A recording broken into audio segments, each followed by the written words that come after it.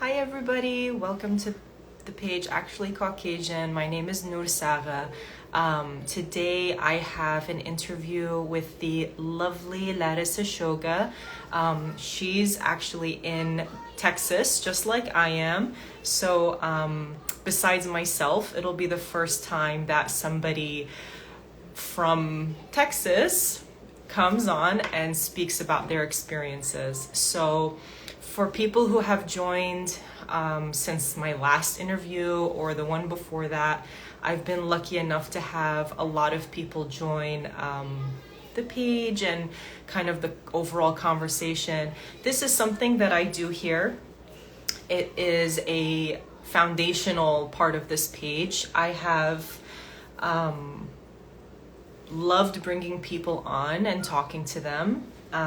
So how it works is some people have something that they really want to discuss, and some people have, you know, I have a list of questions that I've come up with regarding culture and diaspora and just kind of like how everything works for a person trying to navigate modernity and culture kind of at the same time.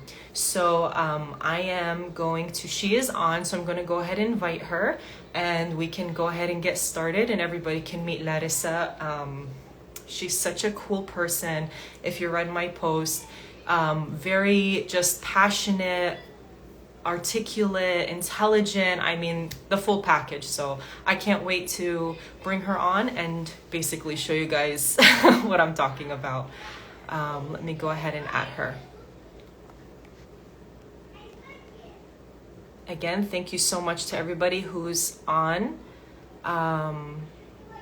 Larissa, are you on your... There, I'm gonna try this one. You're on the... Oh, I think I see an invite from you. Hey, Hi, how are you? good. How are you? I'm good. Thank you so much for taking the time to come on here and talk to me. No, And for having this whole thing. oh, of course. Well, it's so much fun for me. I'm so selfish when it comes to this because I enjoy it so much. And it um, honestly shows, and I love it. Thank you so much. You and I have gotten to know each other a little bit through Suhain's book club. Yeah. And then just overall general like side conversations and things like that. So this is just so perfect that we get a chance to kind of have this conversation and talk about culture in general, because I feel like every time I talk to you, I'm like blown away at how much comes out of you so naturally in regards to this topic. So I'm super excited to talk to you again. Thank you so much for joining. Thank you. Okay, so let's go ahead and get started. No point in waiting. Introduce yourself. Like, this is just everybody getting to know you. Bring us up to speed on Larissa. Your connection to the Caucasus, you know, maybe where you live, where you've lived. Just kind of a background on who you are. So, for those of you who don't know me, my name is Larissa Shoga. I am Circassian background from the US, and my family, I grew up in California, and then my dad wanted to move back to the motherland, so we had ended up and back to California, and then now we've been in Texas, I think the longest. Well, I've been in Texas. My parents lived, I think, the Oh, longest. okay. See, I didn't know that. Wow. And then while living in Texas, I lived in Jordan for about 6 months and then came back. So just kind of all over and having family all over. So yeah. And you're also very well acquainted with the New Jersey community. You have spent, I mean, I feel like American Circassians specifically, even if you don't live in New Jersey, like you have to. It's like hard. It's funny because I didn't go to New Jersey until I was like 20. Wow, okay.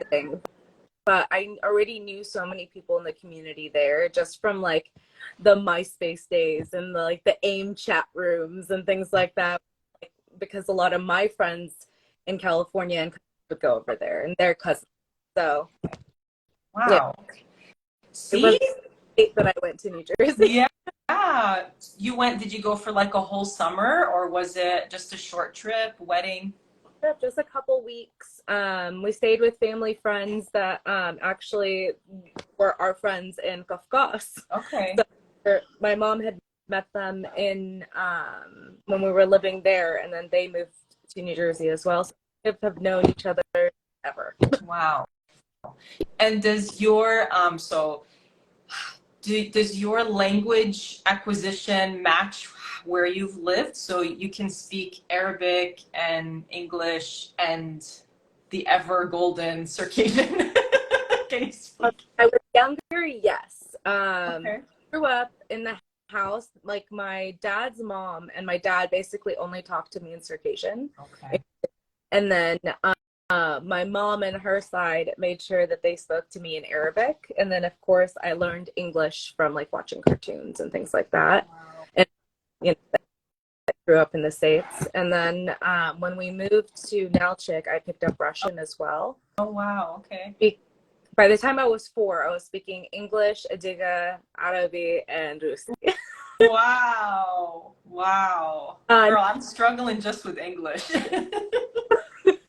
Wow. Like I more Adiga and Circassian than I actually speak it at this point. I actually got myself a couple Circassian dictionaries where they have it in like English, Arabic, Turkish, and Circassian. Wow. Kind of relearn and get back into it. Wow. Where did you get that? Amazon, really? On Amazon. I can send you the link because it's actually super cool. As soon as I was just like, I'm getting this. I need this. Yeah, I remember you had sent me like a ton of books that I've never even seen regarding our culture from Amazon. I'm like, I definitely searched, but I did not find what you found. I literally put every like keyword I could think of like in the search. I spent like I think a good 2 weeks just like trying different books, and then even just like looking it up online and seeing who has written about that area, and then kind of finding a synopsis on it to see like are Circassians part of this, and then trying to see on Amazon after. Very good. Speaking of Amazon, you just published a book. I think that's really cool. People should know that. So, I mean, if you love to read, please support Larissa and her new book. That would be so awesome. That would be really great if you guys went and, support it. Even if you just like, it's not your thing, you can give it to someone else. Just buy it. Right? That's all that matters. Okay, very cool. Okay, awesome. So we know now you've been to the Caucasus. Mm-hmm. So tell us about what you remember there. You said you lived in Nalchik. Mm-hmm. Just what comes to mind, your impressions, everything. I was really young, but the thing I do remember the most and really stands out the most is that I remember even when we were in the city, like I just remember a lot of greenery. Like I just remember the greens being greener, if that makes sense. I remember us at some point going on like a hike with a big group. When I say it was family or something, but I was, again, really young. And I remember that there was like, I think poison oak on the trail or something. So like I was being carried. Like, also, all the kids were being carried so they don't get poison oak because, kids. Wow. Yeah. Oh my God. Do I know? Do I know? It's like squirrel poop, and my toddler's like, "Food? Can I eat it?" I'm like, "No, don't eat it." Like, this thing, I'm gonna put it in my mouth. Yeah. Oh my God. Yeah. Okay. Well, that's amazing. Would you go back? I do want to go back and visit, just so I have that memory and connection as an adult, and I still have like a ton of family over there. Wow. Especially from my dad's side. So there's a lot of shogas, and then from his mom's side, there's a lot of jamuchas, like a lot of jamuchas. I think they were telling me a story that when we first got in there, it was just me and my dad at first. My mom didn't come like 6 months later because she had just had my sister. And so there was like this big annual Jamucha family like gathering, have like a family reunion every year. And there was something like 2,000 people there. And like one of the older men, like by my dad, and he was just like, nobody showed up this year. And it's like, what? Wow. Wow.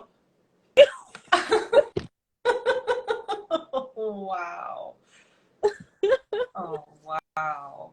Yeah, I mean, I can't even imagine that. I just always had a smaller family, and I'm just in awe of bigger families in general. I'm like, I don't know what it would be like to walk around and have that many people related to me. I have no idea. Like, it's like a joke with the Circassians in like the United States that like going to California, it's like throw a rock, you'll hit a shoga. Yeah, yeah. Everyone, they're like a shoga, married to a shoga, or their grandmother's a shoga. Yeah, that's true. I can corroborate that. I've heard that so many times when I was living in Southern California. Like someone whose grandmother is a shoga. They spawn. There's just like new shogas all the time. That's so funny. It's amazing. It's honestly so amazing. It's so beautiful. I'm in my family, my dad it's him and two brothers, and all of them had daughters. So it's like, what's gonna happen there? But you can't really change it. It got even smaller.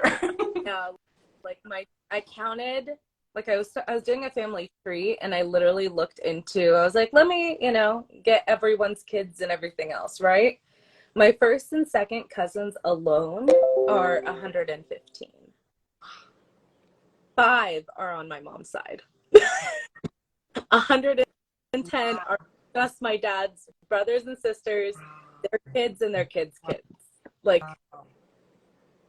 well, you're repopulating the world. It's beautiful. Like, population crisis. They're talking about us. No, that's so cool. That's seriously so cool. And you have cousins overseas and in Jordan and in the Caucasus. I mean, just amazing. Everywhere. I think like we have family almost on every continent. Wow. Yeah, amazing. That's so cool. So as an adult, how are you connecting with your lineage? And maybe how did you connect with it in the past in a different time? I think for me as a kid, a lot of it had to do with just being part of the community because, we are very tight knit in our communities, whether it's California, New Jersey. I know there was ones in Washington State, and like everyone kind of stuck within the community, especially when you're younger. And I think the parents really wanted that. So like we feel like we have friends that understand us. Mm-hmm. Mm-hmm. So it was like dance practice, it was dahi parties and community parties and things like that. And then, when we moved to Texas, it was a junior in high school. So it was like being ripped away from the entire community. So it was very strange. And then me and my sister became friends with this girl who is totally American, but her grandmother is Circassian. Wow. And we're like, what are the chances? We're like, do you know her like name? Like, do you know what family she's from? She's like, I don't actually. She's like, my she's already passed away and it's on my dad and all this stuff. And I was like, what are the chances of that? And then so things like that where it's just like little things that come up and like make you like, wow, that makes me feel really connected and proud. And as an adult, it's been a lot of looking into the genetics of like what made us who we are and how it corresponds a lot of the mythology we have within our creation story, essentially, as the Dickas. And I have turned into the myths that they are, like where that relates to. And it's been such an interesting journey because a lot of things, different and different stories that have been passed down through the family, a lot of it I was able to like verify. cool, including, you know, the Hittite and Hittite like mixture. It turns out my mom's last name, Hatkwa, means son of hat. So like her lineage goes directly back to the hat. That's amazing. Like ancient Hatties. Like, and that was incredible. And then of course collecting in insane books and on my list. Making the time to read all of them. I even did when I took an anthropology class in college, I did my final like final essay on Circassian mythology. So it's finding ways to continue to incorporate it and learn and look at who we are from a different lens. Like I'm studying us rather than us, if that makes sense. So I can like really look at it from a more objective point of view and be like, that makes sense. Oh my God. That's where that came from. That's so interesting because basically the way that it is, and I think a lot of people can relate, is that in your early life, you're socialized so that these things are comfortable and familiar, and you know, it's kind of an ingrainment, like, yeah, that's how I grew up, you know, you'll never forget that stuff. And then as you get older, I mean, I don't know if you went through this where there was like a space between being a kid and being an adult where it didn't really matter that much. Yeah.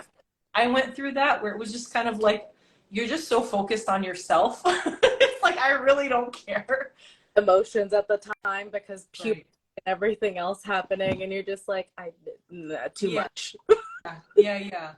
And then you get to a point where you're like an adult and now you become an investigative journalist. It's like you trying to go all the way back to the beginning. And you're like, for me, I'm like verifying things. I'm like, okay, I heard this and this, because you carry all of these preconceived like conditionings and whatever, and now you're just like, for me personally, I'm just trying to make it all make sense. Yeah. I'm like, so, Like some of the khabza and things like, right. Was this a thing? Was this a pre or post diaspora thing? Is this something that was passed down because of a need to protect ourselves, or was it something that was just always there? And it's insane, like taking that apart and like really like putting that puzzle together. Right. Marina Kevadu says hi from Texas. So that's another Texas implant, right? Lucky to have you, Marina, the state. Yeah, I think that's just so cool, the way that the journey kind of carries on, and that so many people are going through that, you know, where you're a little jaded, you're trying to get out of your jadedness. For me personally, it was part of my healing journey. It was like, okay, I'm doing all this work to heal and, you know, be a better parent and whatever, but I have so much baggage with my cultural identities. Like, why? Why I have so much resistance? And then just with the help of other indigenous groups and finding the right language, it was like a whole world opened up in my brain. That was just like, now I'm learning with love. Now I'm learning with like compassion for my people. I'm not resenting anybody. Even like when people are cussing me out in my comment section, I'm like, dude, I've been there. It's rough life. Hopefully you'll move past this. I don't know. I think it'll just get, yeah, right. Understand where you're coming from, because I was absolutely there, and it was just like, especially growing up with almost 2 or 3 different cultures at the same time. Right. Most of our families, especially here in the States, most of them came from like Jordan or Syria. And so even between Jordan and Syria, they're very different. Yeah. And, you know, so they still had a lot of that they brought with them. And then also the Circassian part. And then we're surrounded in like, you know, an American society. So it's just like, who am I? Yeah. Right. When I live, it's crazy. It's so layered, it's crazy. And then like going to Turkey as an adult and trying to make that make sense, like the little bit of Circassian interaction that I had, you know, people were very clear, like, aren't American Circassians mostly from Syria and Jordan? I'm like, yeah. What's your point? What's the problem there? You know? But there's such a differentiation. It's so crazy. So It's on, but like, and they're so different too. Like the Caucasian Circassians are very different to the ones that, you know, were in former Ottoman Empire. right. Essentially, and the ones in Turkey are very different to the ones that are in Lebanon or Syria or Jordan or Palestine, and even like there's ones in Iraq, there's ones in parts of Persia, like all over North Africa. There's an entire like Libyan community. Right. It's like crazy to think about. There's a bunch of Australian ones, like straight up just Australian Circassians. Yeah, and now we know that they were in Italy, they were all in Greece because of just the whole thing that happened. Oh my God. Up in like my own like genetics research whenever I was doing it for myself and my own like specific lineage and family history. And I was like, that's so interesting. How did Italy come into this? You know? And I'm like, maybe because of the Roman Empire, I guess but it's like, wow. It's so crazy. It's so crazy. What just since you mentioned that, was that like the most outlier like detail that you had, or was there something a little bit more shocking than that when you God, there was like, of course, having the ones from like all the like Caucasus region made sense because kind of all were there. There was some Scottish clans, and I guess because the Scottish clans came from that area first and then traveled there. Wow. And okay. And then the site that I was using, they tell you if you have any like genetic matches or like shared DNA sequence with like crazy places. The craziest one was finding out I have shared DNA with people that were at Pompeii. Excuse me, ma'am? In Pompeii, like the people who died at Pompeii. Wow. I was just like, how did you guys end up there? Wow. Oh my goodness. It's like that where you're just like, I need to know more. I need to know more. explain.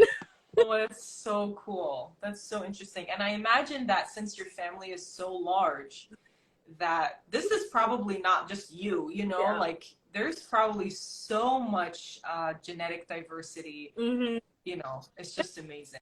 Finding out that like from my mom's family right after the genocide happened, that a lot of them came into Canada, Wow. like because I used Ancestry DNA and I like did the little trial because I was like trying to look into it a little bit more. There was a bunch of Hatwas that had come in like in the like 1870s to 1890s in like through Canada into the United States. And I was like, Mom, that's probably why so many people like, and like we have random relatives that are like American around the United States. Like, and we're like, how are we related to you? Like, and it's like, because they came from Caucasus like all that time ago and just ended up here.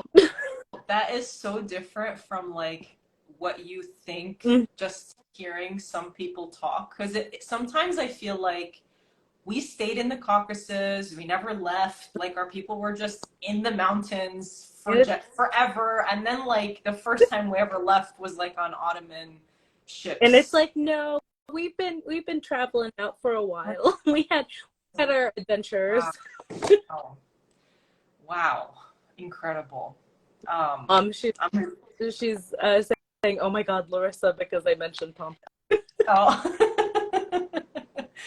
so funny. Next question. What's something you think is important that people should know about your culture? I think the biggest thing about culture that people should know is that it's kind of ingrained within us as a people to not beat around the bush when it comes to things. We're very straightforward and generally carry a lot of integrity in what we believe in, whether we stand by what we say, essentially. And so I think that's a big part of being Circassian is we come off very aggressive. What? Come on. What are you talking about? Come on, that is come off very aggressive, but that's just because like we're very like just to the point. We are not very flowery when we say things. And so I think that's a big thing. It's like but that goes back to like the military style life that we had prior to diaspora, and that kind of stayed ingrained generation after generation. So it's just very like, yeah, to the point, like very, it. Like, and I think we have like deep aversions to people who are not like that. We feel yeah, like if you were to meet a Circassian person and they were not like that, you'd be like, it skipped you? How? Yeah, like what happened? Like you're not like that. People, because I grew up in New Jersey, and then I moved to California. I was like a senior in high school, and then when we moved to Rancho Cucamonga and we started to really get to know the Circassians there and just people in general, people would just be like, where are you from? And I'm like, the East Coast. Because I feel like the East Coast personality, it goes with it a little bit more than the very laid back California. Yeah, like, people would say it's because I'm from New Jersey. And I'm like, I don't fully know that it's because I'm from New Jersey, but I don't think... Oh, like to Syria or Jordan or anywhere else, like they're still very much like that. Like, wow. Jersey became like a giant village. Yeah. They just kept it there. Whereas California, they're like, man, this like the Caucasians on the West Coast, where we're like, it's all good, man. Oh my God. I love California so much. I can't even hear the word and I'm like, oh, I love it there. For California and I smell the ocean. I know. Oh, it's so good. Oh, love me some laid back. Like, oh no, it's all good. But like, don't ask them to drive more than 15 minutes. True.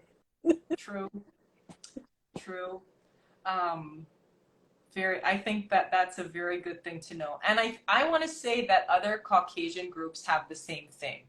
Like, I feel like everybody has that.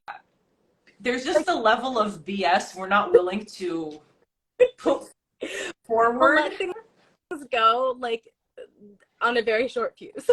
Yeah. Very, very specific extent. And then we're like, okay, what's that name?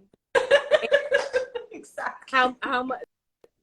I was patient. It's like, you for 2 minutes. It's like, that's patient.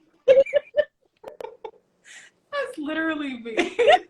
Oh my God. I'm working. Healing journey. I'm working on it. Oh, we'll see how I do. Let's go to the next question.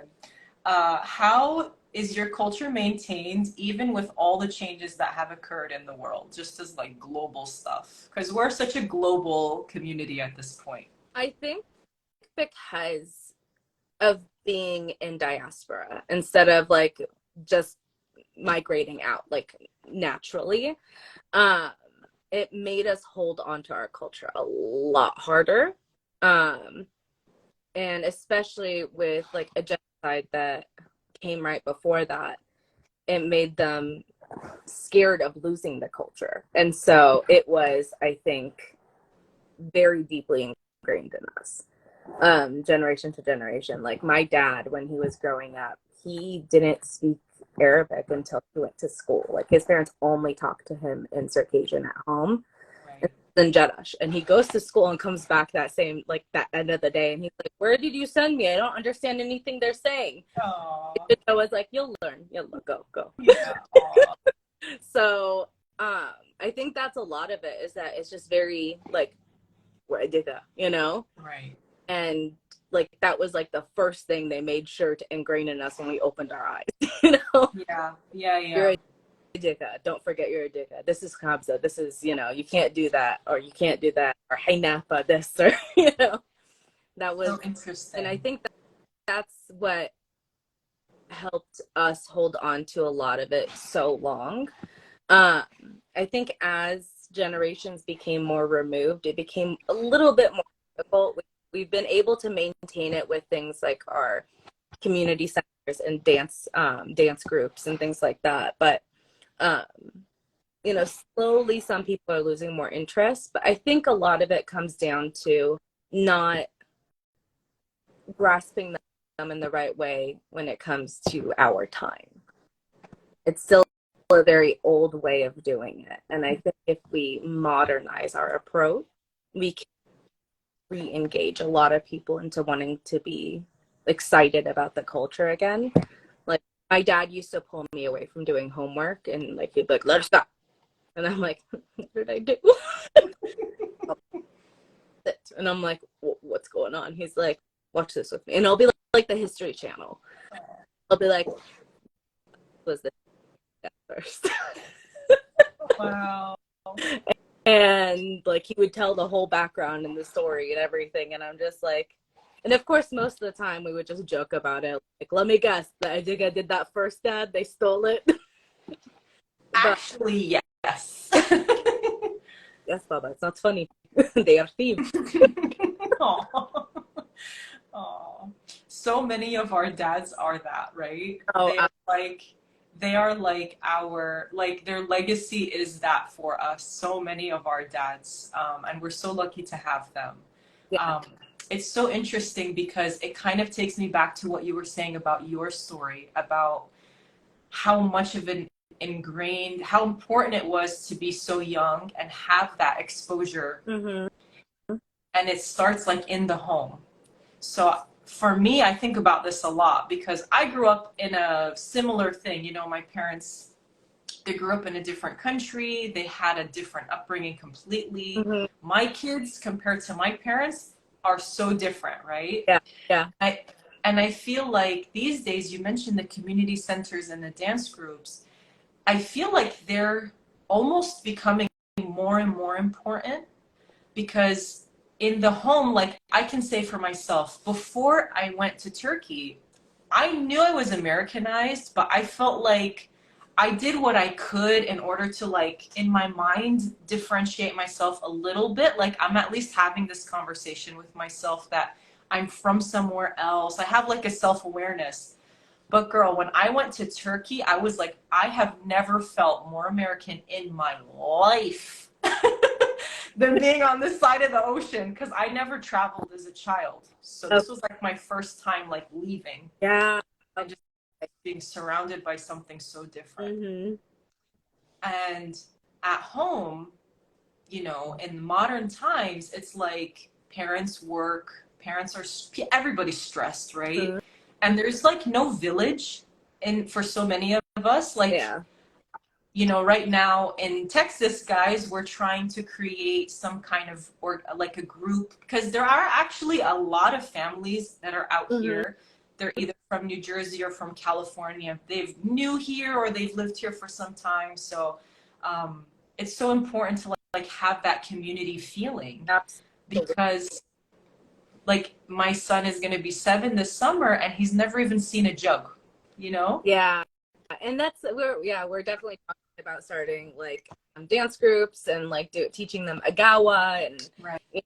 Like that. And it turns out my little cousin at her high school here in McKinney, there's an American teacher. She studied in Jordan for a bit. Okay. Asians, fell in love with Circassians, learned the language, and literally speaks Circassian. Wow. In McKinney at like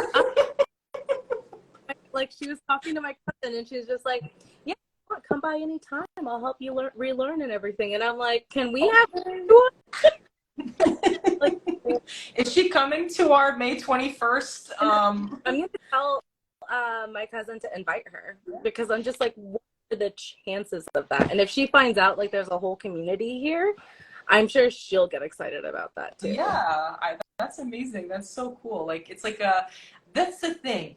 I feel like because we're such a small group, like we fangirl, like so many of us. And I have this question. I don't know if I think you chose it too, about what other culture do you admire besides your own, which I can't wait to hear your answer. But so many people choose like Japan or, this and that and the other thing. Japan wins hands down. Like everybody just fangirls for Japan.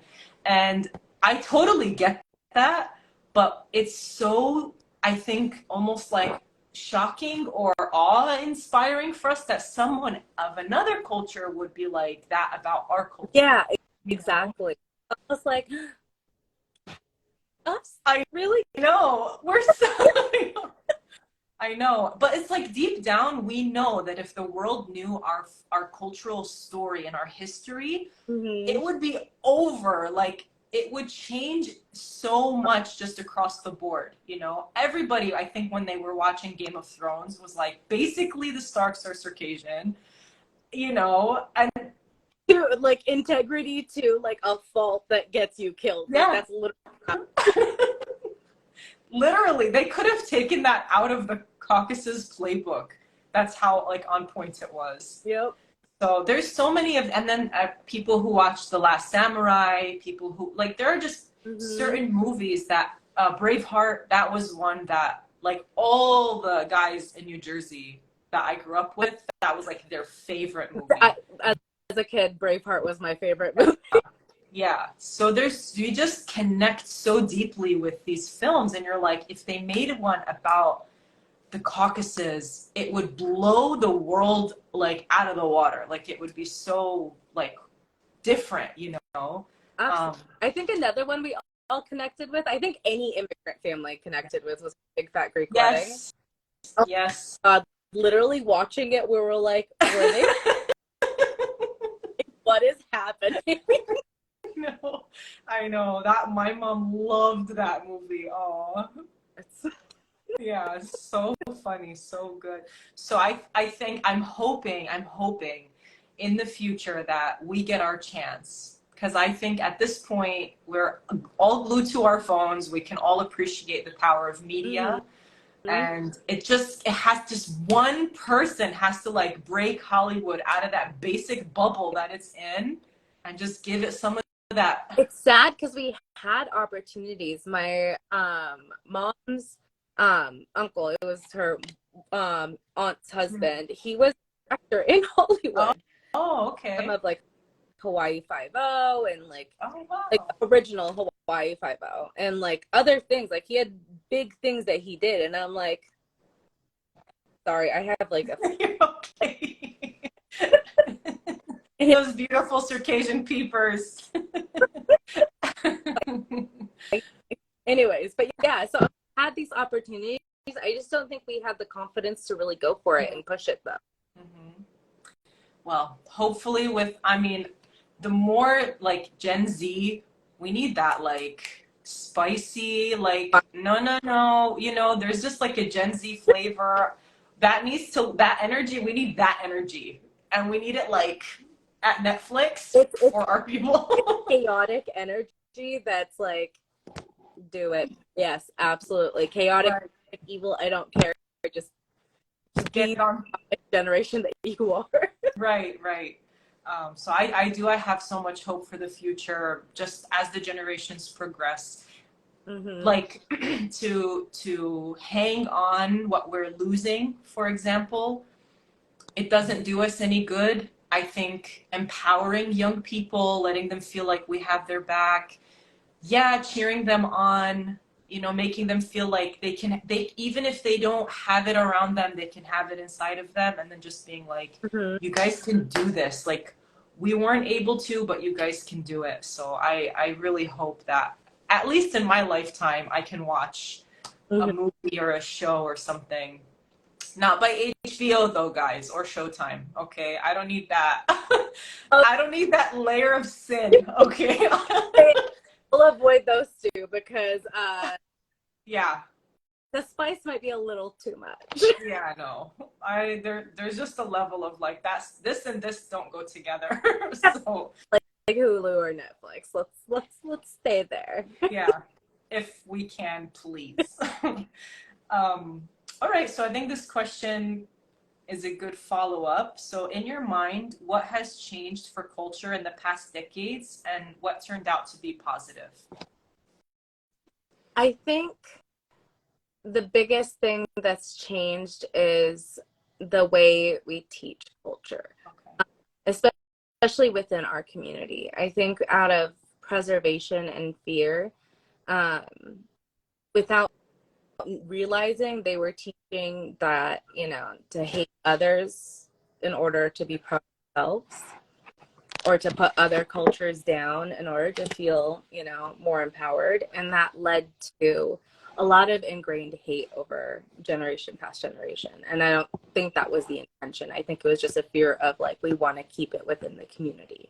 And now it's people are more empowered to appreciate and love and see other cultures for the beauty that they are, Right. while simultaneously finding that same beauty within their own, and not seeing it as a me versus you. It's a us. And so I think that's the biggest thing that's changed, is that social platforms have actually given us is the means to share our cultures with each other and compare and like see our similarities in so many ways. And that has given rise to a more positive way of looking at ourselves. I think that's the highlight, I think, of this going to be the highlight of this whole conversation. I could not have said that better myself if I tried on like 3 cups of coffee. So that was so well put. Coffee today. That's amazing. That was so well put. It resonated so much with me. I think you were spot on, bullseye, so right about that. And now it's a matter of maybe unlearning certain things, but it has to come from a person from within. They have to realize, you can't bring a person to realizations. You just have to show them, Yeah, you have to walk that path. You have to be that light that shows like there's another way of doing what we're doing. Right. More positive, conducive, and environment that creates connections and creates just general positivity, because then it's not about like, so many people I feel like backed away because they felt like, oh, but I'm friends with these people and like everyone in my community hates them, and so I don't part of this how they are. Right. And I think that's what made a lot of people back away. And if we create a more loving environment, an inclusive environment where we get to share our culture with others and they get to share theirs with us, then we can actually build stronger bonds just within the community. Right. There's something that I learned as I'm growing. I had like lone wolf issues my whole like childhood, teenage, 20s. And then now that I'm in my 30s, I would say I'm starting to understand how lone wolf basically is shooting yourself in the foot. And how just through learning about science and the brain and human connection, parenting, man, opened a lot of windows, I'll tell you, okay? Because you cannot be a lone wolf and parent comfortably. Like, it doesn't matter how many kids you have. It is such a hard thing. Yeah. So, like human beings are not just social, we're like hyper social creatures. Like looking into another person's face is so good for us. Mm-hmm. And Yeah. I want to say, like, as a community, and I'm not trying to bag on New Jersey, but that's the one we have in America, that you literally could go to the grocery store and run into anybody that someone's uncle, someone's aunt, cousin, this and that. So that's just how it is. But, we as a community can't be lone wolves either. Do you know what I mean? Like as a group of people, we can't expect to be on our own doing everything alone. Yeah, like no group does that. Yeah. No one who succeeds does that. Right. And that's the thing, is that in myself, I had to see that with myself. Mm-hmm. People who I knew that would connect and socialize like exponentially, mashallah, like they just have huge social circles. Their friends are able to help lift them up. Mm-hmm. Their family's able to cover for them, this and that. But when you're on your own, you're one voice in a sea of voices that you can't even compete with, you know? It feels overwhelming. Right. It feels very overwhelming. Like, wow, I have to carry all of this. And it's like, you don't. Right. Where I've absolutely felt that way. And it is like you end up thinking more negatively about yourself because you're like, what? Right. So I think what you said is so interesting, because I feel like for the longest time, as a self-preservation, I mean, I was just rereading something that I read not too long ago about our people when they first left, you know, the homeland, and they were waiting to be settled, and they were first being settled, that they just stuck together. And I can completely understand that, you know, but as time goes by, we're not in the same situation as they were. We are stable. We have a roof over our head, income, cars, so, you know, in the phone, like the most powerful gadgets, you know, in our hands, doing what we're doing.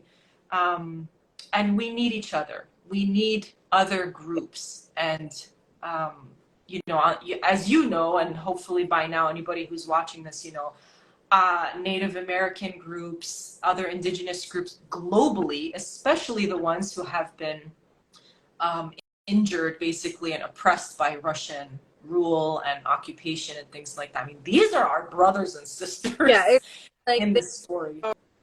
Our exact experience. Right. Like, we're going to team up with anyone. If we're going to feel with anyone, it has to be the people who are our neighbors. Right. Like directly first. But they understand, like in a much deeper level than anyone else.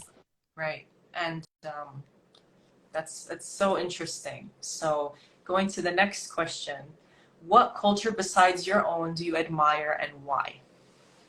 So I think the one that there's two, actually. Okay. Because I debated between them, and I was like, I can't choose. And so the two that I would go with are the Maori, or even just Pacific Islanders in general. Okay. Because through everything they've gone through, they have held tight to culture, even when they weren't allowed. So I think that's amazing, and they have such a beautiful and rich culture, and meanings and stories and mythologies. Another one is Palestinians. They're going through it now. They're in it now. Yeah. And I think because they've been able to almost smile through it. It's so inspiring that they're like, we're not giving up no matter where we are in the world, and we're going to keep advocating, and we're going to keep fighting, and we're going to do it with a smile, and we're not going to let anything bring us down. Right. And just seeing that, it's like so powerful, because it gets back to like how we stood and fought as long as we could, you know. It's almost the same story in another place. And so it's something that's always been like really important to me, and really big deal to me, because there are also a lot of Shepkas there, even in Gaza. A lot of the people that ended up there that were from Egypt aren't Egyptian. They come from Caucasus back. Wow. A lot of Shepkas, there's a lot of Shishanis, there are a lot of English like people, and the names say it themselves. Like the names are actually from North Caucasus. Wow. And the families have been carrying it for years and years, but they're all from Gaza. So crazy like connection with that whole region between us and them. And even finding out that, you know, Canaanites in general, the way Canaanites came into existence was North Caucasians going down and mixing with Huns, and then that became the Canaanites. Wow. So it's like there's like a deep-rooted like historical connection, I feel like, with that area. And it's probably why there's so much fight in all of us from that region. What can I say?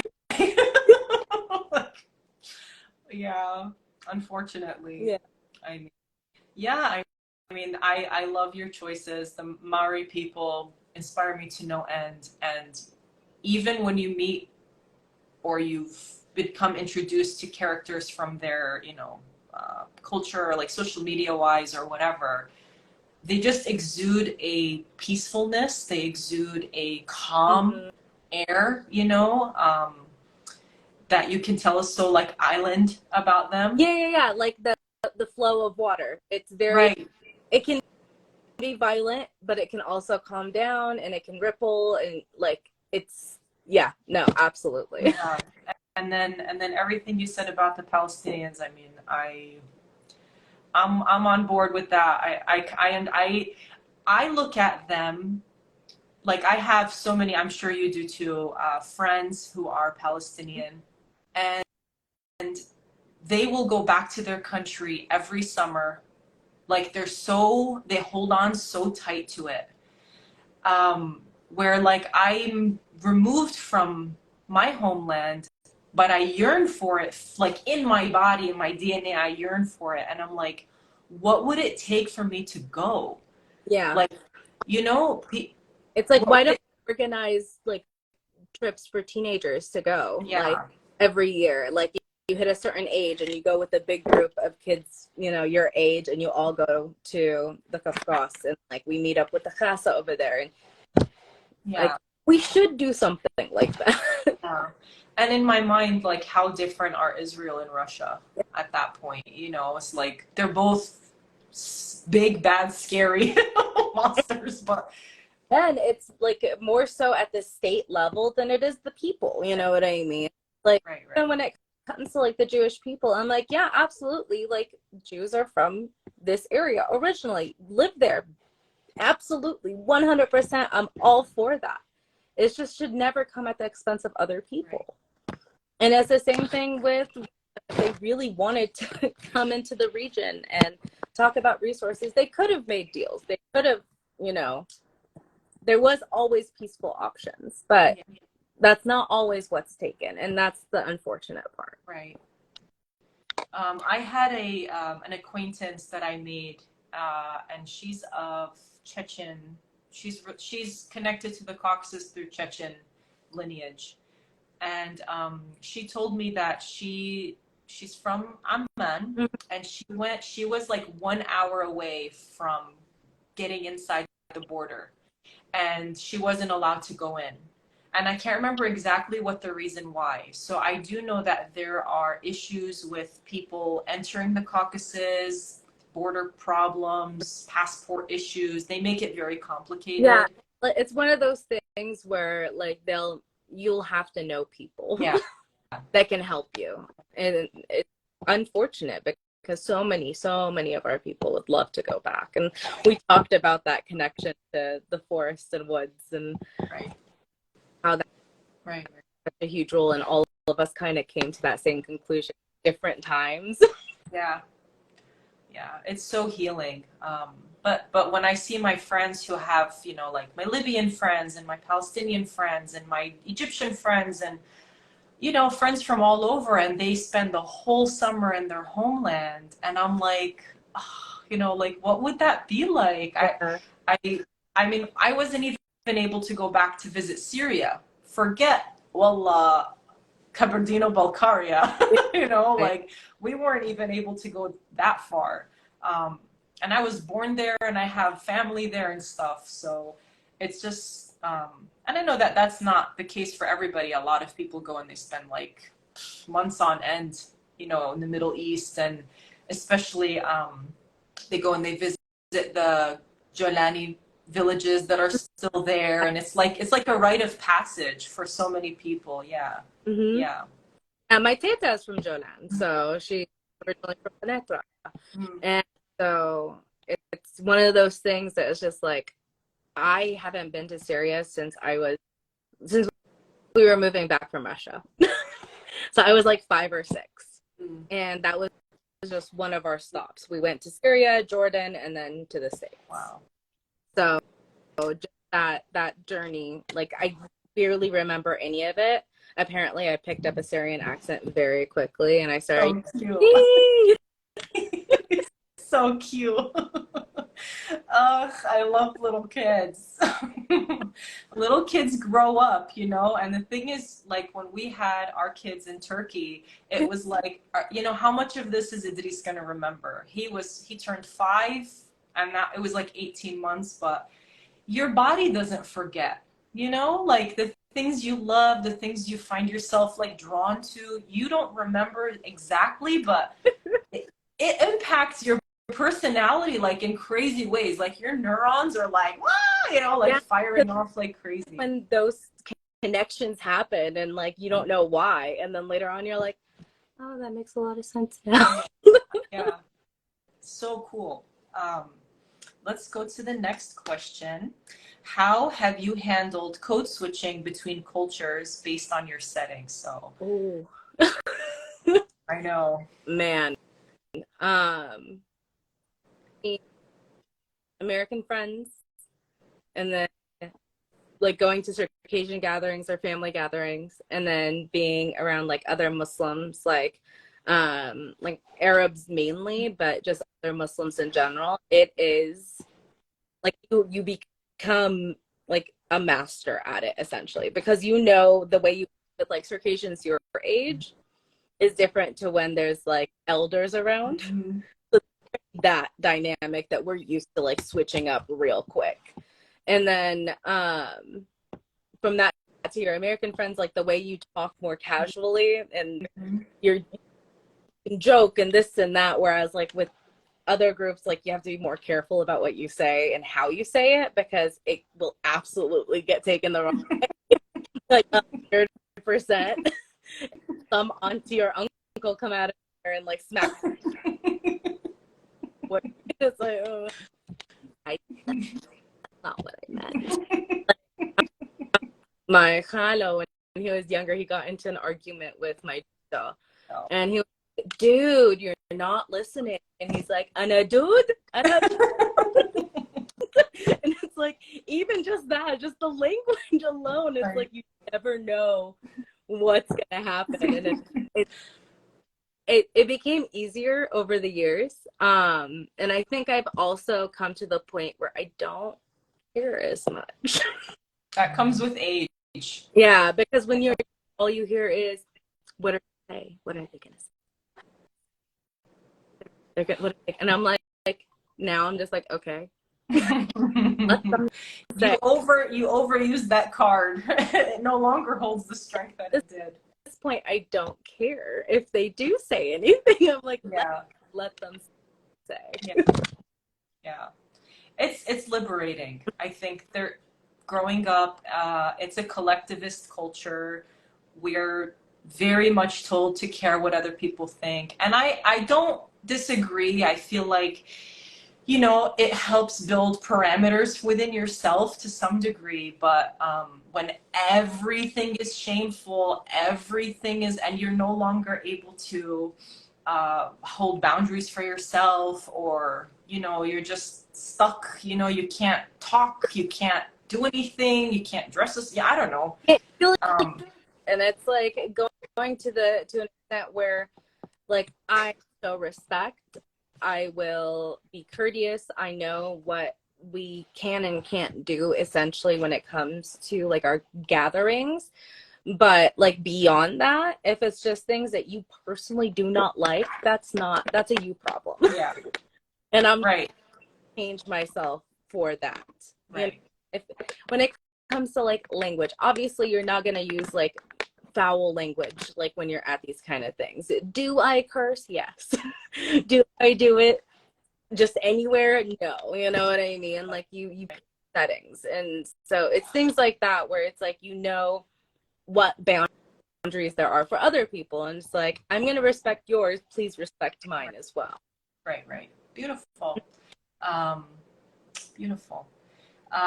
Code switching, I was going to say something about it and I forgot. It's okay. Next. Language switching, where like you will not remember the word in English. And you can either only think of the Circassian or the Arabic word for it. It's like the dumbest thing. It's like a banana. What was that? Yeah. Yeah. I mean, especially for somebody who's like you, has picked up different words and, you know, some things just don't even translate over properly. I take language in school. So I took like, you know, Spanish. And at one point it was a mess. I bet. I'm short circuit. That's so funny. Let's go to the next question. Do you have a memory of being deeply engaged in a cultural setting that you felt so deeply happy in that moment? Yes. I think it was literally any time I went to dance practice growing up. Is the thing I looked forward to the most. Like, I did something wrong. Like, my punishment was like, my mom would be like, "You're not gonna go dance practice week." And oh no! It was the like most dramatic thing. Like, tears and no, and it's like, yeah. So I think for me, that's what it was, because it was very normal for me growing up that like I didn't have like school friends. Like those friends were only for school. Like outside, only Circassian. And so, you know, and most of them were my cousins because I was in California. But then like finally being able to meet like more kids my age that were like Circassian and that I wasn't related to was, I think, super exciting for me. So that was something I absolutely look forward to every week. It was my favorite thing. And I still am. I'm very competitive. And so it's like, oh, there's a solo. Like things like that where I was like, oh, that's gonna be it. I'm gonna do it. And like there was one point where me and Jan said like neither of us got the solo, so we like made up our own routine and showed it to the instructor and he added it in. So we're like the solo. I mean, how could you not? Like at that point. That's the whole point. That's for me was like the biggest thing, just because it was like you got to see every single week. And because of that, a lot of us went out and did things together. We went to the beach on the weekends together. We went to the block in Orange. The block. Yeah. It was like these things we did, like big group events, and we all had like our birthdays together, and it created like a small little community within the community, you know. So yeah, I mean that's such a treasure that I feel like as a kid you may take for granted, and then you grow up, like I was explaining, like my 6-year-old hasn't seen a joke yet. I'm like, who is your mom that you have not seen a joke yet? How did this happen? Like, what am I doing that you haven't seen it? But I'm like, I'm working on it, baby. I'm trying, you know. So hopefully this dance group that we set up, it's gonna end up being me and my kid. I'm like, let's go to dance practice. I will like, me and you will teach. It's fine. Okay. All right, awesome. I'm holding you to that. I already held weddings here. But, okay, good. So, all right, good. Are there any areas of in your life experience so far that you feel you've broken generational trauma? Going to therapy. Okay. Okay. That's a big one. Yeah, I mean, for me, it was, I just always had like this huge fascination with psychology in general. And that's originally what I wanted to study. Until I found out to be a psychiatrist, you have to go to med school, and biology is not my strong suit. So, good Bye. Thank you. Keep it a hobby. And so it's something I continue to like read into and learn about, and really had to do a lot of like looking at why am I acting like this? Yeah. Necessary, you know? And so moments of like trying to figure myself out, realizing where it was coming from. Oh, that's not something I want to continue. Right. Doing the work to get there and get to that point where I can look at myself and go, okay, I have progressed. I have done things, changed a possible next generation, you know? And I try to, you know, if anyone comes and talks, it's like, hey, listen, this is where I'm at. This is what I did. Like, see what works for you. And that's actually how like my book came about. Just okay. And something I openly talk about and super advocate for is people being open about mental health.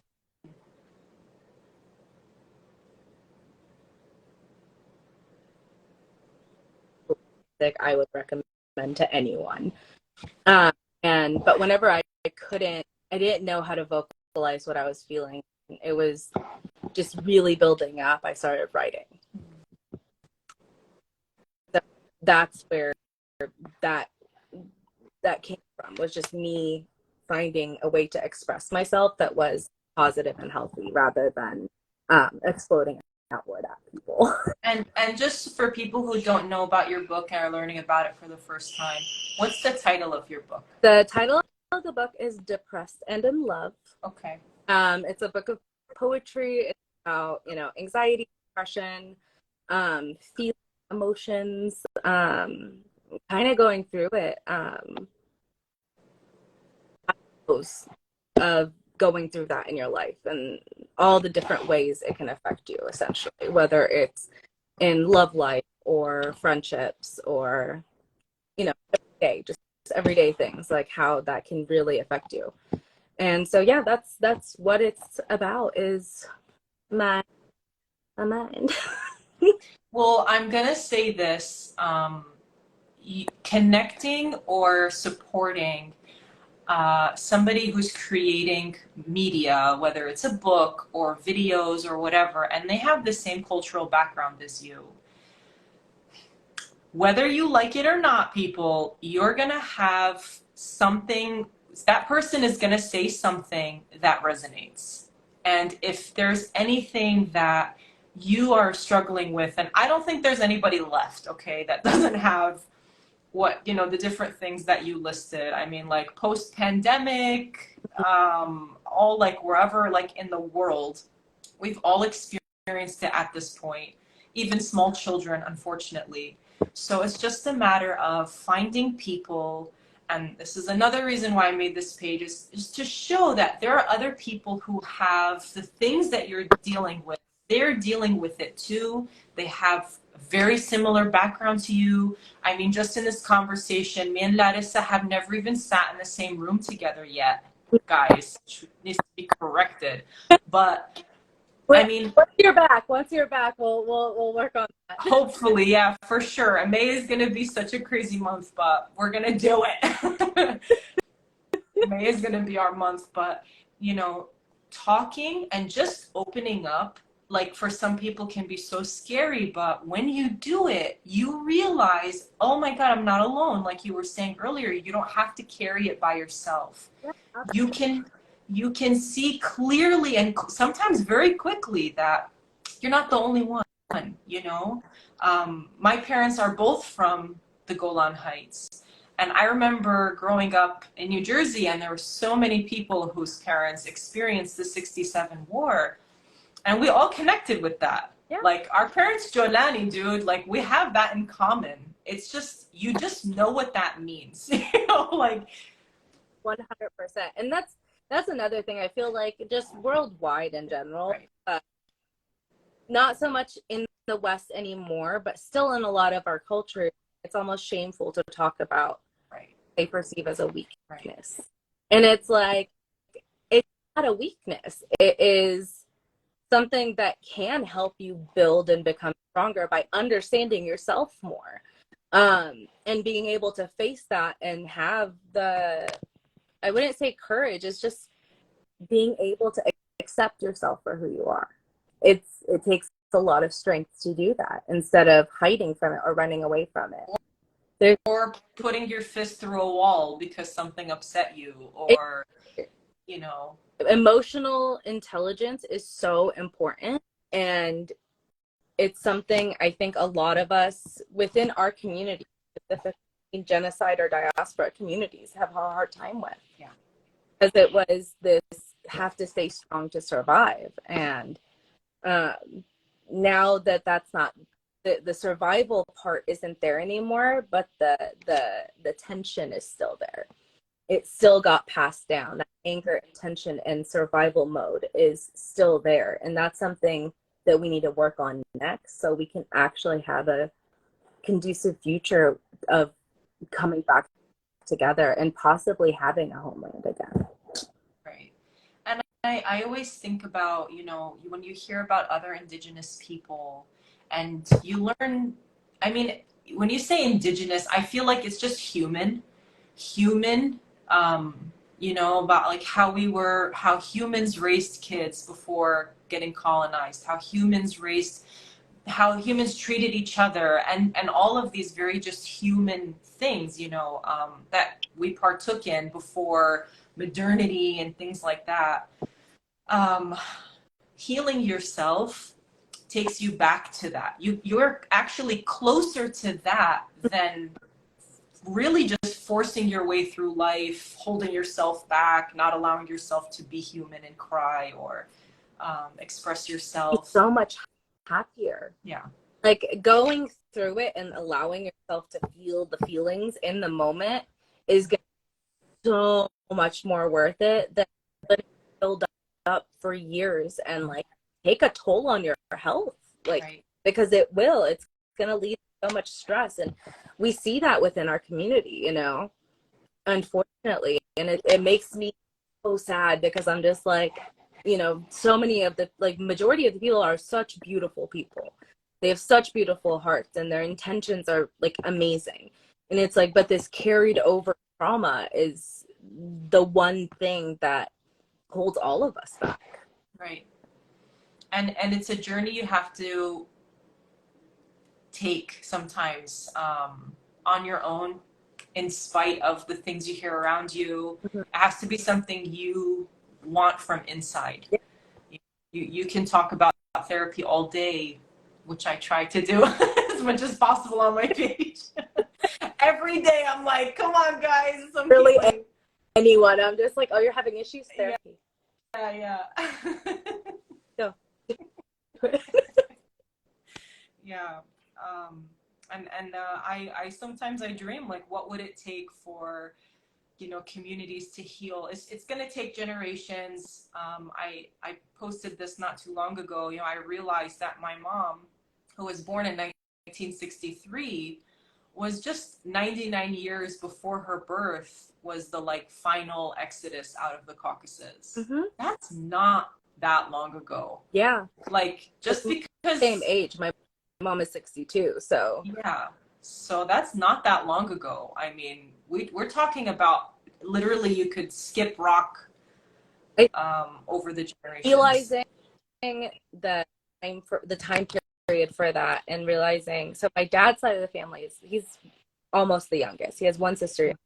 His brother was born in 1929. Wow. He was born in 49. So there's a 20-year difference between them. My grandparents were my grandfather was like 1894 and my grandmother was born in like 1904. Wow. And so they were essentially the first generation born outside of the Caucasus. Wow. But like their parents, it was my great grandparents. Wow. Mind blowing because of like the age gap between my dad and his like eldest siblings. So because of that, and my grandparents being so much older, like this happened to be like how my family was structured. And it makes so much sense. Like my dad, the things that he knows, because his grandparents were basically from there. Wow. So it's just they had experienced that. And I'm just like, I keep trying to get him to do like a video and just say everything. Just give me all the information. Talk about whatever you want when it comes to show. Just do it. Just talk. Right. Right. And is it hard, or they're not taking you up on it? Video, but he likes to tell the stories all the time. Your job is to remember all of them. Exactly, right? And then every time I like come out like, oh look, this got updated for the ancestry, whatever, he's like, you can't leave us Circassian. We have to be all these other things. We can't do. It's so cute. Oh my God. He's speaking from his heart with that, right? He's like, Oh, yeah. Stop. More. Hajiba. So cute. Oh, I love it. Where in your life have you felt yourself stronger with ancestral wisdom? Because you can't talk about generational trauma without talking about the gifts that your ancestors gave you as well. That's not fair. I would say that comes down to where do I feel more self in general. Okay. And for me, I realized that being in a very specific type of nature is where like it's like almost like a relief. It's like I can breathe better than I've ever breathed before. And it's anytime I'm like on any trail through a wooded area. Like and been to so many across the country at this point. And it's just like it doesn't matter which one it is. It's like it brings this connection that like it's like I'm at peace, instantly at peace. Wow.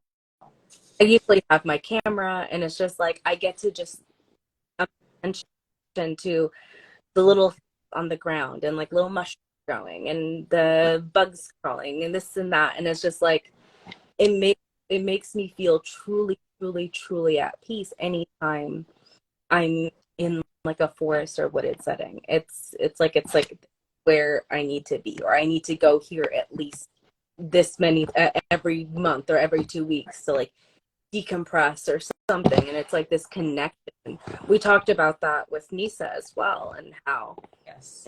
and then finding out this like deep connections that our people had. And it was like a moment of realization where I was just like, oh my God.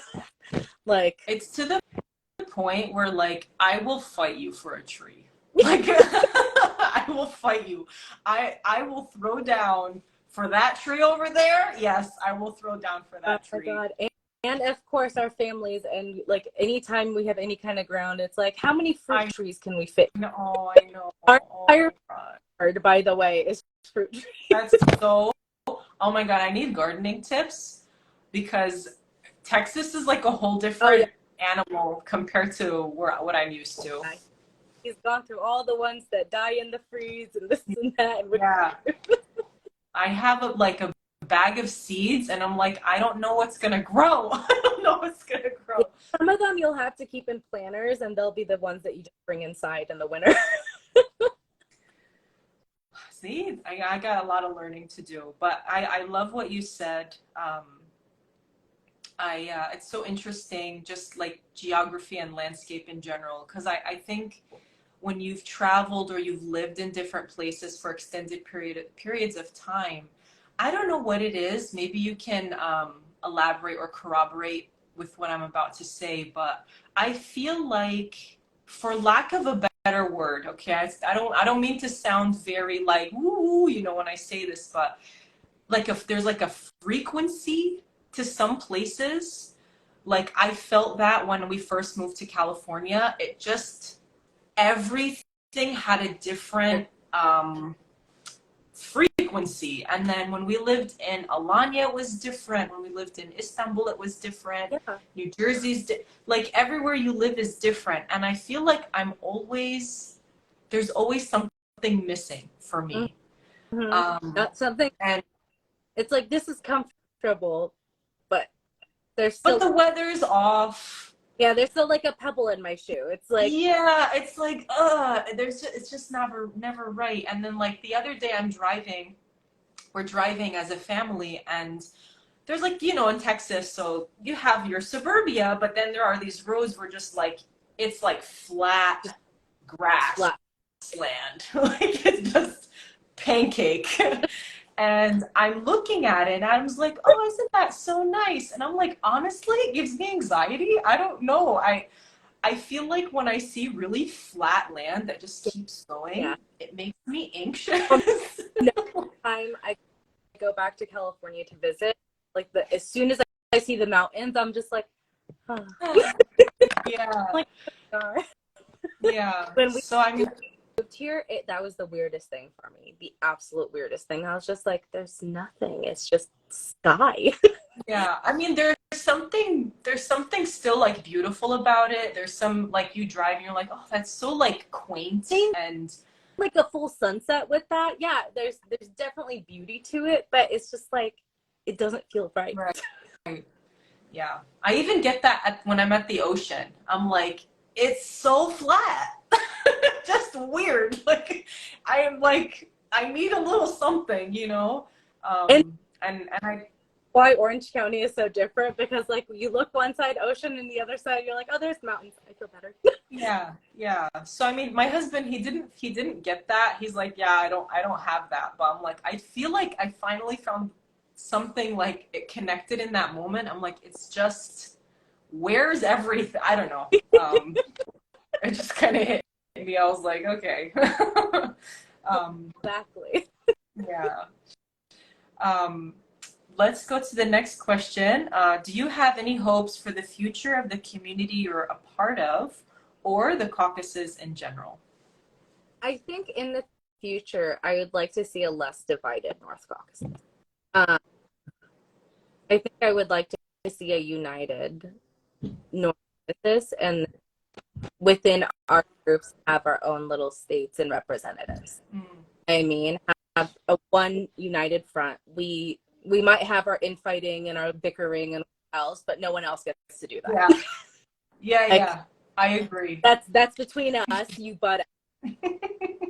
And so I think that's the biggest thing for me, a united front within the North Caucasus, from the Chechens and Ingush all the way to the west, like just the encompass all of it. And because there is that discussion of like, okay, well, if we go back to having our states, who gets what? And it's like, how about we just all get how about we're us, and then in that we have our representatives that we can elect from our respective tribes and groups, and almost like an EU setting, but just for the North Caucasus. Right, right, right. I mean, oh, what a dream, right? And it's like people are talking about that because of what's going on with Russia and the whole thing with Ukraine, and like, Russia has collapsed before, it's not like ancient history or anything. So, It can definitely happen. Absolutely. And I think for us, I think all of us in general, within the North Caucasus, we have such respect for each other. Even if we have like all have our little things. Oh, it's like, oh, you're from there. You guys are like this, or yeah, you guys yeah, yeah. do that. And outside of that, though, we all have a very big mutual respect for each other. And we do have like something that we've started to share with the clothing and the dance in the entire Caucasus region, which is amazing for us because there is something that we can unite on. And it could be, like I said, it could be like an EU type of thing, but like just for the North Caucasus, there's like a shared flag that symbolizes everyone, and each region has their own representative and flag and everything. And so we can make it something that's equitable for all of us and what we've all been through, and have opportunity for everyone. Right. I just even, and then like the step after that, which is like, how does that, interact with the world? What would that look like later, like 10 years down the road, for all of us, just kind of watching. Bring back everyone's languages, Oh. cultures, everyone's histories, mythologies. Like, that just like, it's the idea of it, just like it's so inspiring, and like, man, I would move there and struggle with language and everything else if that were the case, you know? Yeah. Oh, I hope. I mean, I don't know what it would take, but I don't know. You can pray in your heart and hope that if there's ever an opportunity for something like that to come to fruition, that there's just people who have their head on right and they're able to do it. Like our generation and younger actually networking amongst each other, those connections, and being ready for something like that, and having all of us in place to do so. Wow. Yeah. Beautiful. This one's a little long, so just bear with me. It's like 3 questions in one, but we're almost done here. We are our ancestors' wildest dreams come true. Okay. What does that phrase mean to you? And what part of you, what innate pulse, what personality trait do you think your ancestors would be so proud of you for if they were to meet you? And then, like, what part of your life do you think their prayers for the future have been answered in you? So it's kind of all related. Okay. But basically, So I think the fact that we're here, we're staying here, we survived, and we still care. I think that's their dreams come true, is that we didn't lose in that sense. That if they saw us today, if they came and they, you know, out of 1860, 1850, 1801, and we brought them to 2023, and they classes and everything else, and we're teaching dance, and people are still learning Circassian and this and every part of the world, like, I think that is something that they would see, and it would bring tears to their eyes. You know, that's something that'd be like, okay, we're still here. We're still here. We're still doing it. yeah. We're still, no matter how small that footprint may be right now. And I think something that is innate within us, I think all of us in our own ways are very strong. Right? Strong. And even within Circassian culture, not just men who are strong, the women are stronger. And it's even within our mythology of how we came about, is that the brawn comes from the women. Right. And I think that we still have that strength, and we don't back down, and that we still have a lot of that fight in us, and we're attacked, you know what I mean? We stand with our head high no matter what. I think that's another innate trait that they'd be like, that's right. Right. You keep your head up. Don't be ashamed in front of anyone for who you are. Right. What was the third part? My laptop. Wake up, cow. Ooh. What part of your life do you think their future prayers for the future have been answered in you? When it comes to that, it's such a tough thing to think about. I think it's because we are working to break out of that trauma, because that's who we are as a people. That's not what we come with. We're a strong, proud, we're people. And I think being able to go back to that and bring that back without the trauma attached is going to be something that is going to bring us back to our roots way more than holding on to this anger. Right. And I think that would be the big, that they would be like, okay, we survived, we got through this, and we're in a good place, you know? I think that's the trifecta of getting through something so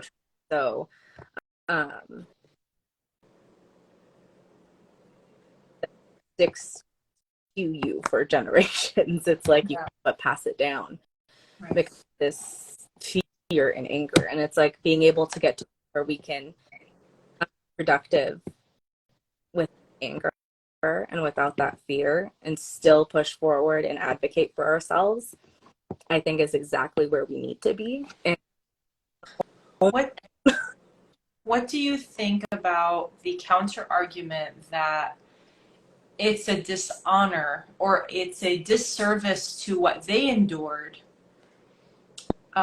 Because people make that argument, you know, like you're forgetting what your ancestors went through by XYZ, you know, different things that I'm sure you've seen a plethora of them online and arguments in the opposition to that. What I would say is they didn't escape and survive for us to be angry. They escaped and survived for us to have good lives. To get to a point where we have that strength again and everything else. And that doesn't have to include anger or fear. You're proud of who you are and advocate for yourself without being angry and without having fear instilled. And you can grow from there in a healthy way to where people are going to want part of it instead of backing away from it because they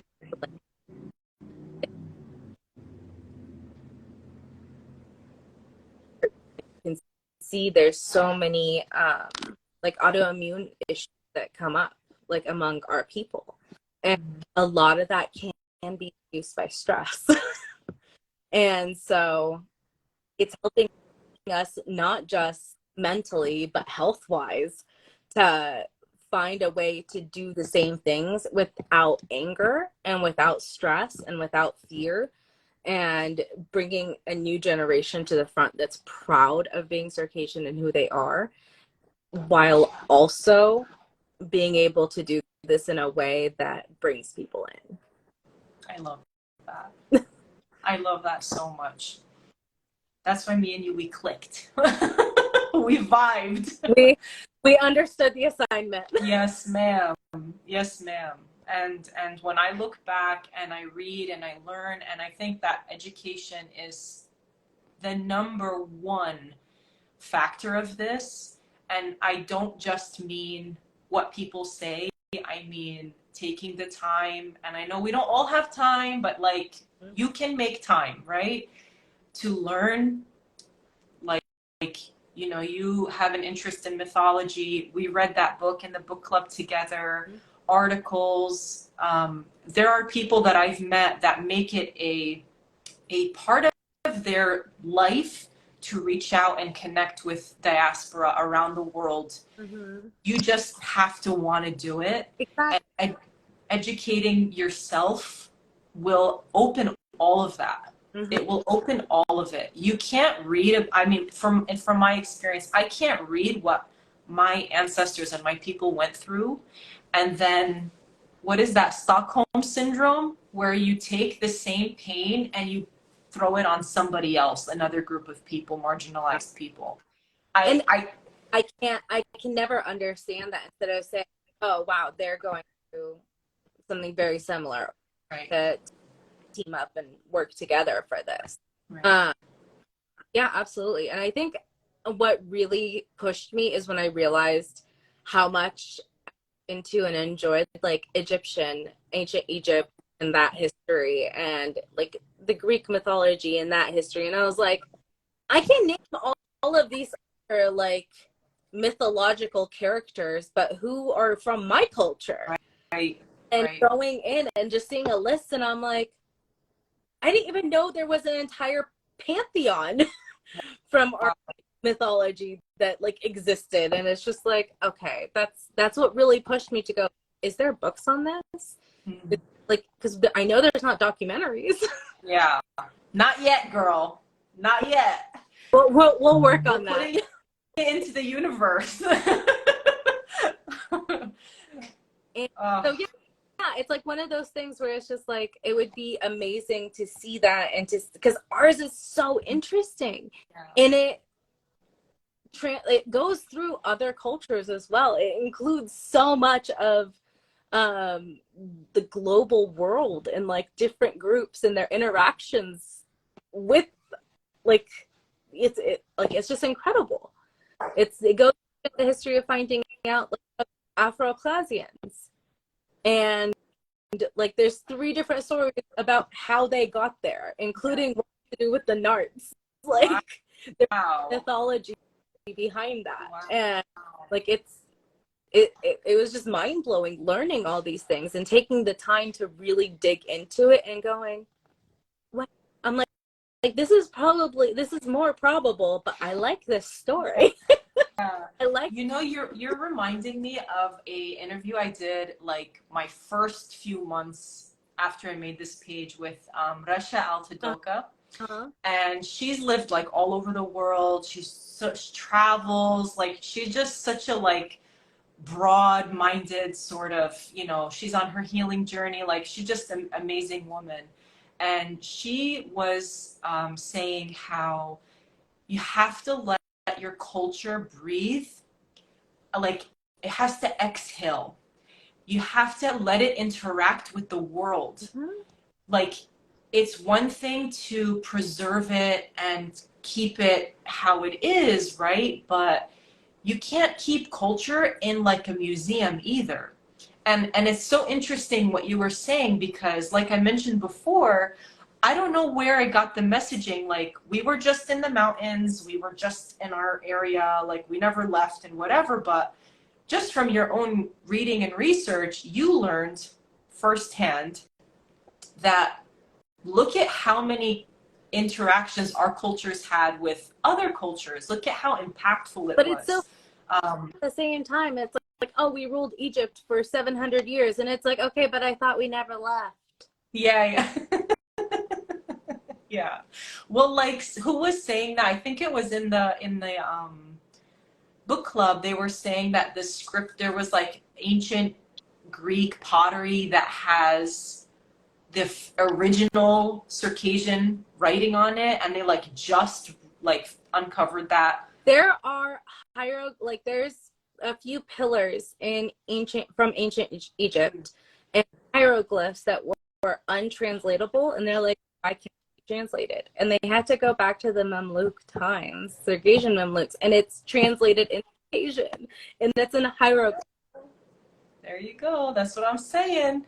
So like our ancestors, you know, they wanted to know the world. They interacted with the world. They got on ships. They got on, you know, trade routes probably. You know, they crossed mountains and deserts and seas, and just to like meet people and explore. Traders and our merchants, like people had to go somewhere, and we were part of the Silk Road. Right. We were the Silk Road that went into Europe.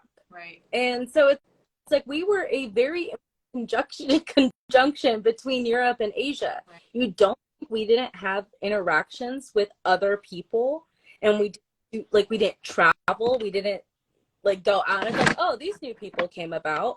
Right. I wonder what they've got going on over there. Yeah. It doesn't make sense. It's natural human curiosity, and to think that we wouldn't do that then but only do it now, it's like, no, we definitely did. Yeah. Oh, it's awesome, because the more you dig, and yes, resources are hard to come by. Mm-hmm. I don't like make it sound like, oh, you idiot, how could you not know that? Like literally it's super hard to come by, but that's why we're talking, you know, like guys, if you have a question, Larissa, where did you read that? I don't think Larissa is going to say, oh, sorry, that information is just for me. Like, she will throw that link at you like that. You know, oh, like, yeah. If I don't have it on hand, I will, like, go back and find it. Yeah, for sure. So the last question is up, and then we'll wrap up our conversation.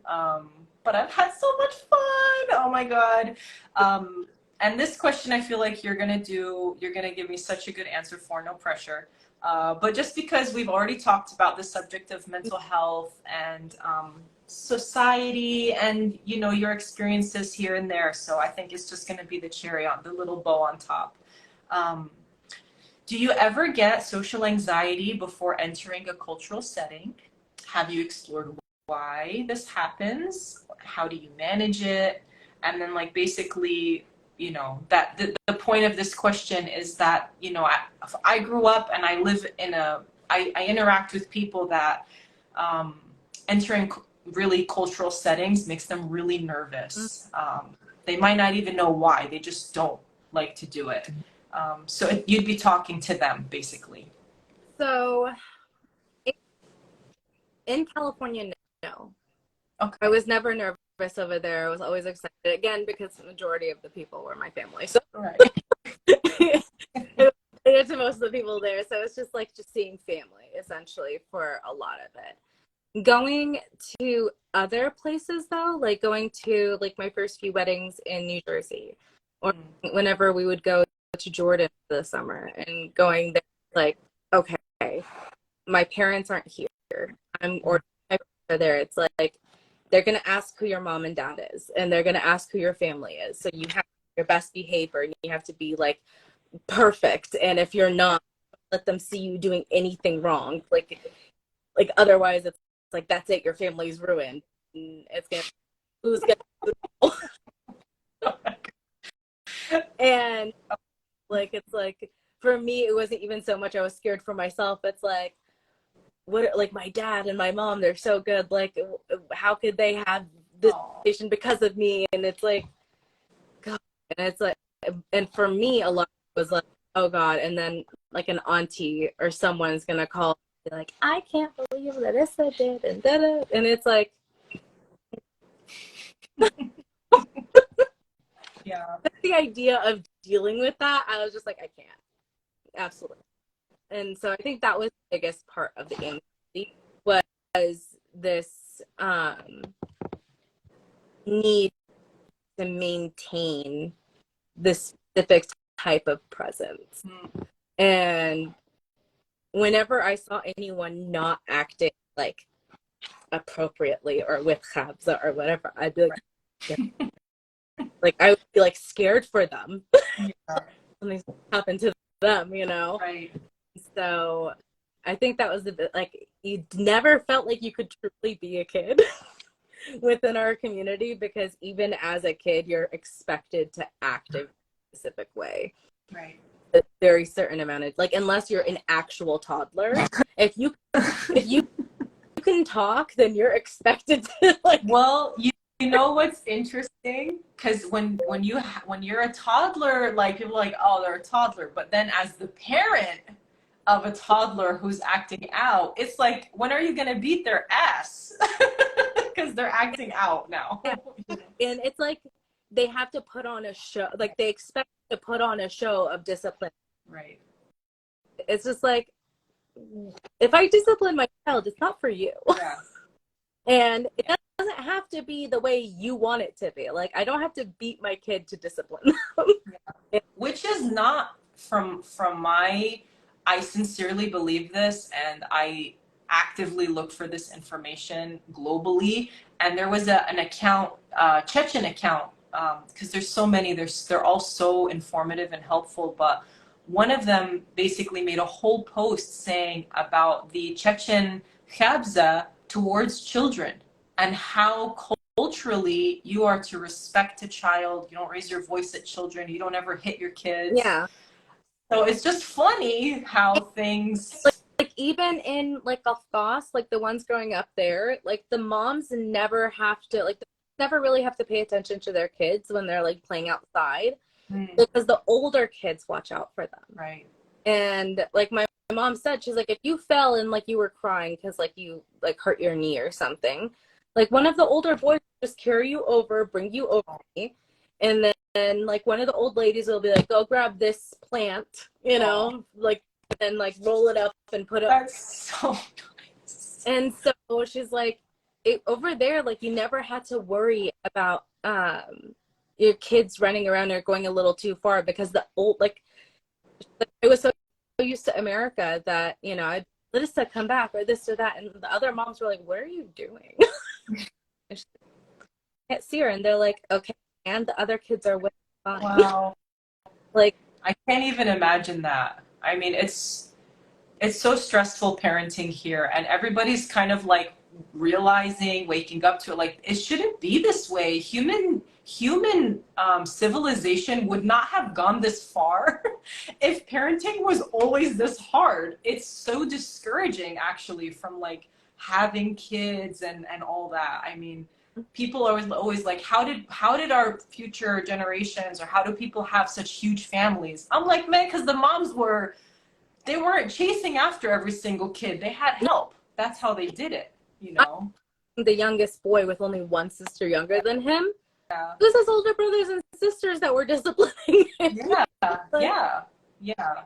that was normal. Like, it wasn't, like, it was the other kids that watched out for each other, or the older kids or older cousins or whatever. Like, it was a family affair. Yeah. A village, you know, that's what they say. It takes a village. It really does. And so many people are missing their village, guys. I'm one of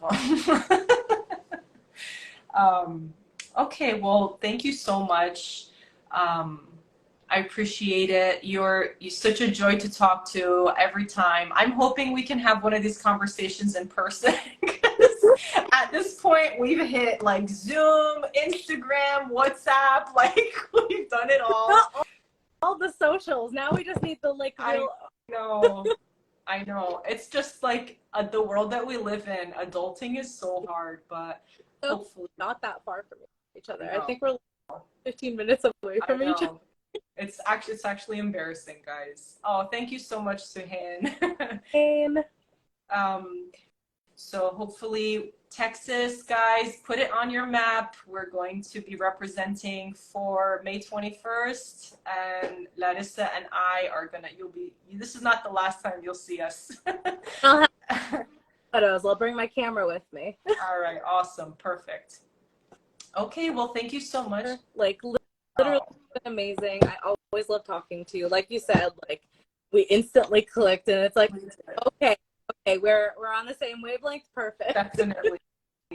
And I'm gonna say, just because that is not a prerequisite or a necessity for people to come on here and talk, but you know, it's like sometimes there are just some people that are you're just so similar. So I'm just grateful, like, because there are a lot of things that this page is about, and having somebody else come on and share that vision or share those ideas and insights it's just so nice. And I hope that people who watch this benefit from everything you said, Larissa. I hope you get some book sales, girl.